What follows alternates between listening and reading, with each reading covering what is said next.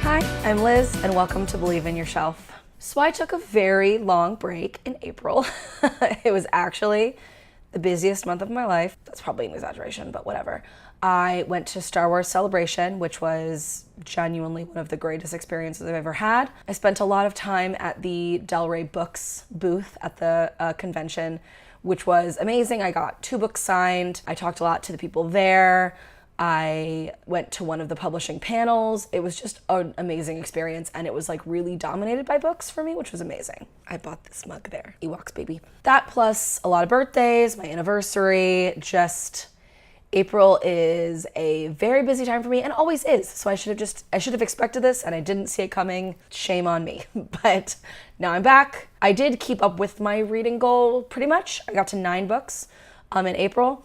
I'm not going to talk about all 9 of them. I feel like that would be super overwhelming. So I picked my favorite 5, or at least the 5 that I want to talk about the most. I might dedicate other episodes. I might have guests to come on and talk about some of the other ones I read, but I am going to talk about 5 specifically that I felt like would be good recommendations, etc. Because they're all 5 very different books, which is cool. The first book I'm going to talk about is As Meatloaf Salt by Maria McCann. This was a listener recommendation. It is about a man named Jacob Cullen in 17th century England. He's a servant, and the book details his experiences as a servant, running away from being a servant and joining the war, and then a lot of experiences he has with kind of a like a commune that he moves to with some people that he knows.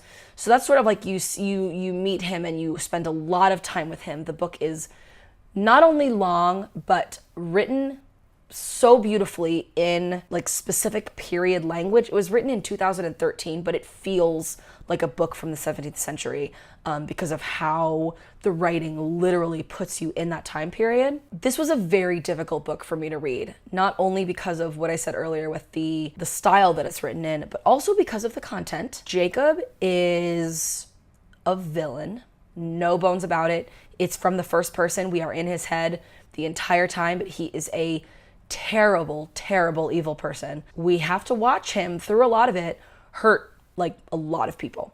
So that wasn't easy to read, but it also was an incredible read because of that. I don't read a lot of books like that. I think I tend to shy away from that kind of narrative. I think I've kind of said before that like I'm here to have fun. Not everything has to be like only good endings, but like I want to experience like the joy of life and the connections that people can have with each other. So this was difficult because I really had to like get in the mindset of a, like I'll say it, like rapist and killer. Like he's not good. To this book's credit, there is not a redemption arc. Like there's no point where we're supposed to be like, oh, well, he did those things because meh, meh, meh, meh. Like, no. We know as an audience, despite being inside his head, that he is, I mean, it's because we're inside his head that we know that he is a monster, but we have to watch him repeat his mistakes over and over again and pretend, even if he believes it, pretend to have changed or found some new light,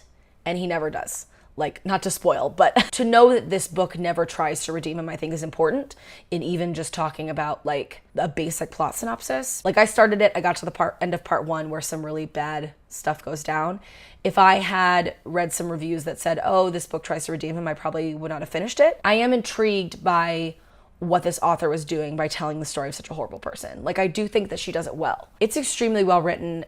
It worried me at first. I was very turned off by the end of part 1, but I think the book was really able to bring me around on the concept of reading a story like this. I think that a lot of authors and critics and just random people will try to tell you that like you have to read challenging work, and so often that means reading something that I consider damaging. And I think this is a great example of a book that is challenging, put me outside of my comfort zone, sent me into a little bit of a like worrisome moment, but never tried to moralize Jacob or his actions. Or if it did, it was like, he's bad. This book isn't for everyone. I highly encourage you to do some research. I will say that knowing the basic plot points of the story, I don't think would ruin it for you. I don't think there's spoilers you could come across that'd be like, oh, it's not worth it to read the book. Like, it's worth it to read the book for how it's written and the relationships that are in it and the plot, the way the plot moves, because I will say like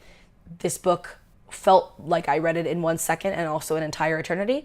Like I sort of felt like I'd always be reading it, but when I finished, I was like, oh my God, I was never not reading that. I was always like turning pages. So it's a really unique experience. I would recommend it in conceit. I don't know if I'd recommend it in practicality, because ultimately that's up to you to sort of do the necessary research and decide if this is a journey that you want to go on, because it's really intense. But if you do, I think that you will have an experience. It was really powerful, and it was scary in a really interesting way. It was definitely not my usual fare, but I'm really glad about that, because I like to be pushed out of my comfort zone in a way that makes me still feel true to myself. And that was definitely how I felt reading this book. I gave it 4 stars. That was like pretty much solidly in that category of like incredibly well written, wonderful plot, wonderful characters, some really challenging stuff in there, and really, really great, really solid. The next book I'm going to talk about is The Upside of Unrequited by Becky Albertalli. I picked up this book in just an effort to read all of Becky Albertalli's work, and I think this is the one that got me there, because now I've read Simon versus the Homo Sapiens Agenda, Leah on the Offbeat, What If It's Us, her book with Adam Silvera last year, and now this. I think that's all of them. I have to look and check. I haven't actually done the research to support that. Weirdly enough, this was like actually possibly my favorite that I've read of hers. There's actually a lovely little like link to Simon and his friends over at Creekwood, so that was a lovely little surprise to read and be like, oh, it's same as Angie Thomas I talked about with On the Come Up. Like these books are all written in the same universe. They all have the same touch points, which is super fun. Molly is a high school student. She has a twin sister who's gay, and the book is kind of about her and her sister exploring this new relationship where she sort of feels pushed out. Her sister and this new girlfriend trying to set her up with a boy who she's like kind of interested in, but maybe only because he might be interested in her. And she's feeling complicated emotions about it. And then her relationship with a boy that she meets at work. And Molly is fat, she's plus size. So much of the book is just about her dealing with her own attraction and what she worries about people being attracted to her. Is she comfortable enough with her own body to have a relationship?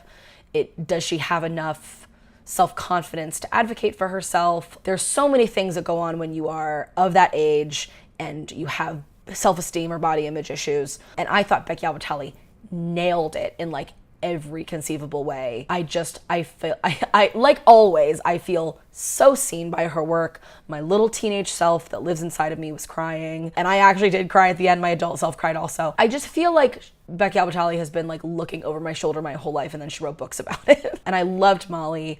I would protect her with my whole self. Again, what I say all the time about Becky Albertalli and Angie Thomas and the books that they write for teenagers, that like, I didn't read these books when I was in high school, but if I had, I possibly could have learned things that now I know because I am a grown-up, and I've learned them as I went. But if I could have had those lessons in high school, it could have made so much of a difference in my life. I don't regret that, but I'm so happy that teenagers get to have that now with Becky Albertalli. Like, it makes me so happy. I love this book. It's incredibly special to me and always will be.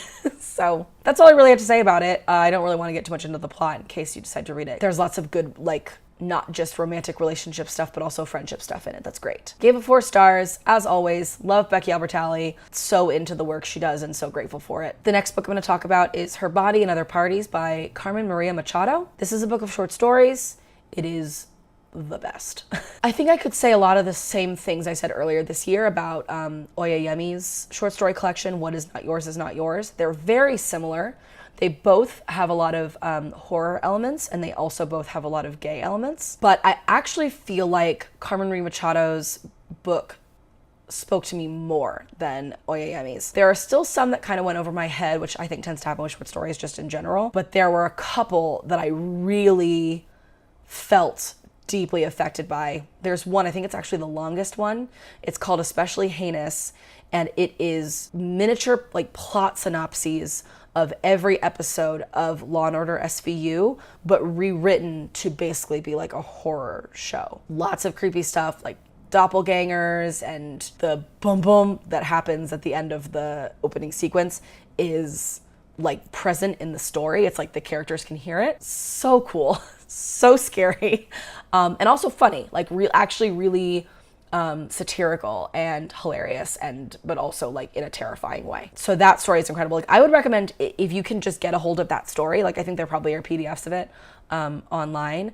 It is so worth it. It's incredible. It's so good. That's would be my highest recommendation from that if you're just going to read one of those stories. I would also recommend other stories in it. There's a great story called Inventory. There's a really interesting story called Real Women Have Bodies Too. And they all have these kind of supernatural horror elements that are awesome. I would recommend it very highly. I feel like I've always said I'm not a short story person, and now I've read like 2 short story collections this year that I absolutely love. Maybe I'm growing. I definitely want to keep my eye also on Carmen Maria Machado. She did a really cool interview recently about the vampire story Carmilla and her thoughts on it. And the interview is called something like An Extremely Normal Interview with Carmen Maria Machado where everything's fine. So already from that, you can tell the kind of thing you're going to be in for. It's a really cool interview. If you look that up by title or even just the name and Carmilla, you'll find it. It's excellent and super creepy and awesome. I also gave that 4 stars. I feel like this is the 4-star month. I think possibly almost everything I read was 4 stars. So good, solid month. The next book I'm going to talk about is Special Topics in Calamity Physics by Marisha Pessl. I picked up this book because I read Marisha Pessl's Night Film last year.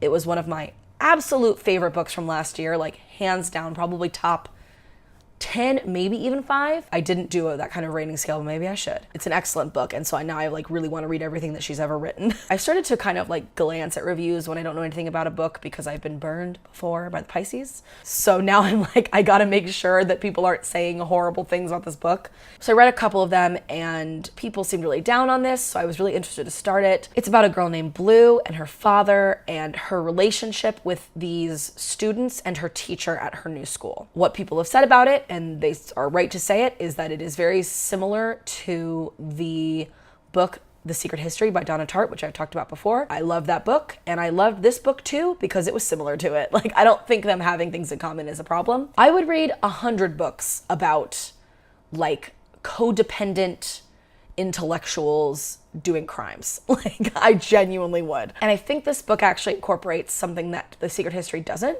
which is a codependent and unhealthy relationship with a teacher, which I'm also really fascinated by. Blue has a very specific relationship with the teacher at her school, Hannah, and a specific relationship with these 5 other students who also are kind of like of the cult of Hannah. They all go over to her house on Sundays for dinner that Hannah makes them.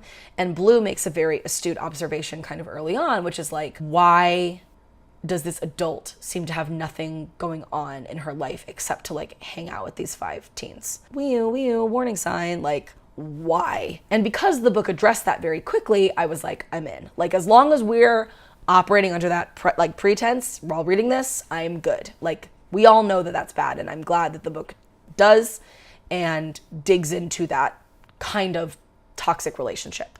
The other really interesting thing about this book is that Blue, her father is a professor and a writer, and so he has raised her to be deeply intellectual. The book is written from Blue's perspective.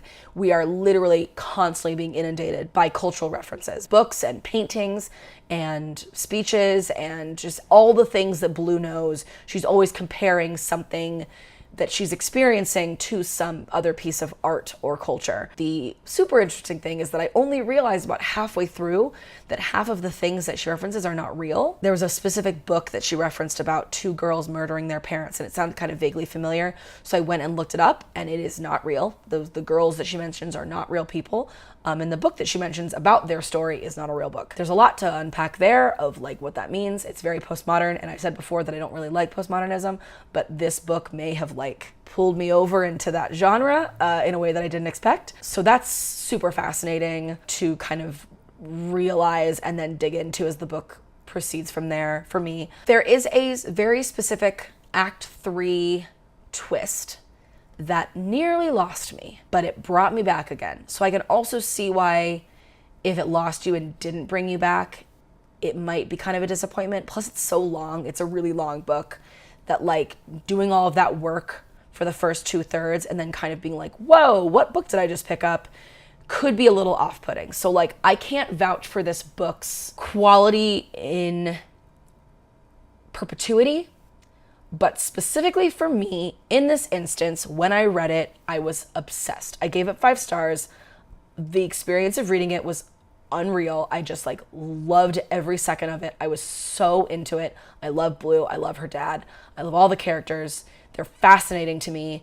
And again, I really liked that it was reminiscent of A Secret History and a book I've said before, also The Likeness by Tana French. I love these like horrible, toxic, codependent relationships, and I love digging into them in literature. So like, this book was just perfect for me. I loved every second of it. 5 stars. But I don't know that everyone else will like it. It might be a very specific kind of thing. Keep that in mind if you decide to pick it up. The last book I'm going to talk about is The Binding by Bridget Collins. This is a very new release that I was really excited to get my hands on because I've heard only wonderful things about it. It's also my book club book for this month, so that was really fun to read. It is about a boy named Emmett Farmer. This book takes place in a fantasy world, but it's more like, it's not high fantasy, it's more like historical fantasy. Is that a genre? It is fantasy because the premise that we set up very quickly, Emmett is recruited to be an apprentice for the binder. Everyone calls her a witch, and it is because in this world, what binding is you take someone's memories from them and bind it into a book. And then when you do that, they don't have those memories anymore. And then the book is like the story of those memories. Lot to unpack there. Like, that's a incredible concept, first of all. Even if the rest of the book was garbage, that would be an amazing thing. But obviously it creates a lot of conflict in this world of like people who have their memories bound who don't consent to it. And then like, you don't have these memories, but there's always kind of this little piece of you that's like missing because you forgot it, but it's still out there. It's in that book. There's this kind of secret, some of it's above board, some of it's below board of like selling and trading these books. Some people sell their memories specifically to trade, but it is illegal to sell certain books unless that person's dead. So there's just like a lot going on with just the world of binding that Bridget Collins has created. So that alone is like amazing. Like, I loved it. Such a cool premise, such an incredible world to set up. I just love that. The plot is about Emmett Farmer. He gets recruited to be an apprentice for this binder, and early on he meets a character who sort of clearly something is going on where like he doesn't know who this character is, but like maybe he does. Maybe he feels something weird, or this character looks at him in a certain way he doesn't understand. Like, clearly we as an audience know something's going on. So I won't spoil it, but you know where I'm going with this. The character's name is Lucien. They have a whole adventure together, and it is very interesting the way that it ties in with the concept of the binding. I don't want to say anything else because I think everyone should read it. The writing is beautiful, like the characters are wonderful. The characters who are the villains are incredibly evil in very good, fascinating ways. It's an excellent, excellent book. I knew from the second that I saw it that I wanted to read it. I actually just realized I should show it to you guys because it's one of the most beautiful, like, books I've ever seen. The binding on it is so beautiful. It's like when I pulled the dust cover off and I was like, did I just buy this for $16? This is a gorgeous book. I would highly recommend it. I think that it is a super fun read for anyone who's interested in this kind of like concept or this kind of like character work. The thing that stopped me from giving it 5 stars, because I was very close, was that for me personally, the story's in 3 parts, and I realized that if I was writing the book, or if I could change one thing about it, I would put part 2 before part 1, because that's just how I like to read. That's like specifically the information you have as an audience member that you get in part 2 that is a mystery to you in part 1. I just realized that I probably would have enjoyed the book more if I had that information and the characters didn't. Specifically with this kind of book, not like an actual mystery. I like being like along with the main character while they're learning about stuff. But for this kind of book specifically, I was like, I would enjoy this more if I knew the thing and these characters didn't. And I maintain that is a very personal me problem and not necessarily something wrong with this book. But my rating reflected that. Otherwise, I would give this 5 stars. I loved it. I highly recommend it. It is wonderful. I want more. It doesn't end unhappily or on a twist, but it does end with a lot more to do. And I'm like, great, what a wonderful book. I would like part 2 now, please. So that's it. Like I said, I read 4 other books in April. I'll just name them all real quickly and I'll put little pictures on them. I read The Quick and the Dead by Joy Williams. I read They're There by Tommy Orange. I read The Lion Game by Ruth Ware, and I read Social Creature by Tara Isabel Burton. They were all great. 9 great books this month. I'm sorry I couldn't get to all of them in these vlogs, but I'm sure they'll come up another time. They were all awesome. So going to Celebration also put like 5 more Star Wars books on my list. So hopefully you guys liked hearing about Aftermath last time, because it's gonna happen again a lot probably. This is a Star Wars vlog now.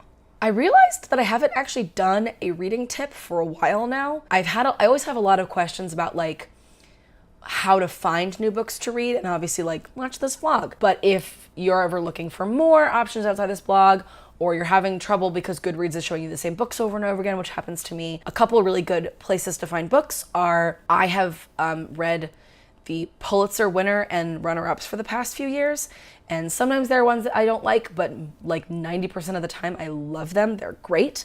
Both the fiction and the nonfiction are great places to find interesting, topical, beautiful books that will be great, and then you have things to talk about. The other thing I recommend is going to like top 50 lists of the year. All of the major kind of news outlets put out best of lists, and they are great places to find books. Even if you don't want to read things from the past, if you're trying to kind of stay even more current, you can read most anticipated lists. I don't typically read those, although I should, because then books come out and I'm like, I didn't put this on my list. There are so many lists out there for you to read that are great ways to find books if you feel like you're just seeing the same ones over and over again that you've already read. So that's it for April. Thank you so much to everyone who has subscribed or commented or liked this video and my others. Give this one a like. Please comment with what you'd like to see me read. As you can see, I will add books to my list, even if it means that I won't get to the ones I already put on there in the first place. And until next time, believe in your shelf.